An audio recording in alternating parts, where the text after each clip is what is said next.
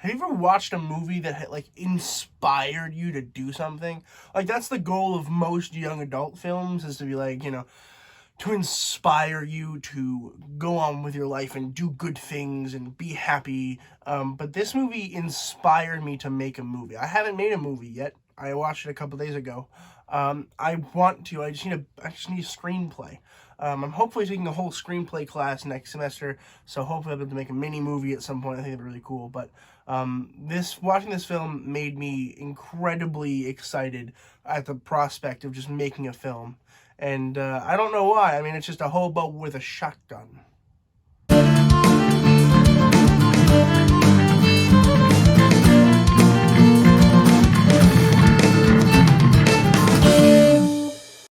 Hobo with a Shotgun was released in 2011. It was written by John Davies and directed by Jason Eisner. No spoilers. I mean, there's no real way to spoil it, but this old man gets off a train in this really messed up town. It's horrible. Everyone hates living there because there's just bad people running the town, and there's just murder and theft everywhere. And the hobo just wants to buy a lawnmower and mow lawns and make some money and retire. He's tired. He's ready to be done with life. He's looking for a place to settle down. But then he discovers the corruptness of this place. So instead of buying the lawnmower, he buys a shotgun, and he murders all the bad people in amazing ways. And the bad guys also have some really good kills here, too. I mean, the kills in this film are really good. That's the only part of the film that I think I definitely could not have done, I think, without a special effects, department. There's a lot of, scenes where you'll put a guy in a sewer crate, how, the sewer, the lids to the sewers, and he drops him in there, then he puts a rope of barbed wire on his neck, and then he just pulls it off. It's incredible.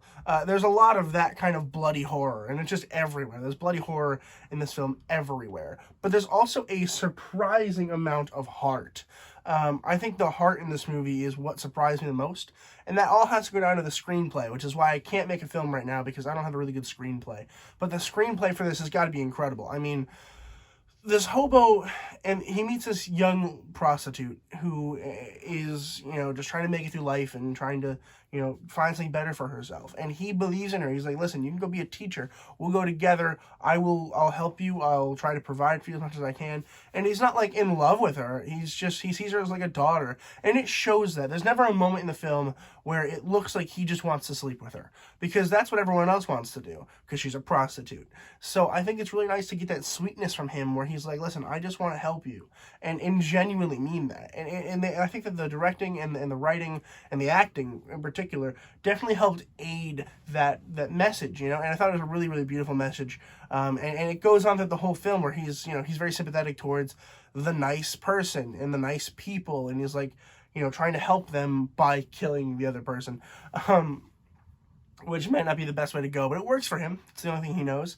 And I like how it feels. It feels like a heartwarming story, but it's about a hobo with a shotgun, and that's just really, really nice. And the performances, particularly of Rutger Hauer and Molly Dunsworth, who play the hobo and Abby, are just brilliant. I think they're really, really good. A lot of the performances are really, really good. Some of them are a little rough, but most of them are really, really good. I really like the balance of character and violence in this film. I think this is a really good example of just a brilliant screenplay brought to life on a screen. I think it's really nice. I will say that it does run into some issues in Act 3. From the moment he gets to the nursery, that point is the definitive point where the pacing kind of and those of you who've seen the movie, you'll know what that means. But it immediately, they rush from that point on, and then it slows down, and then it goes, and it rushes again until the very end, where honestly, the very end of this movie, when I watched it, I was like, oh, that's a bad ending. But now that I've looked back on it, I watched it yesterday, but now that I'm looking back on it, I realize it works really well for the film. So I do like that. But the third act, in terms of pacing, is just all over the place. And that's kind of unfortunate, because the rest of the movie is very well paced. And then there are a lot of jokes, one-liners from the hobo that I think are really funny, but just don't really land for me. I almost wish he didn't say anything at all to the bad people. Like, just like no one-liners. Just make it like a heartfelt horror instead of just like a comedy horror. Like they kind of push the comedy in there because that's what was popular in 2011. And I wish that it was more of a, you know, just a regular horror movie with a lot of heart.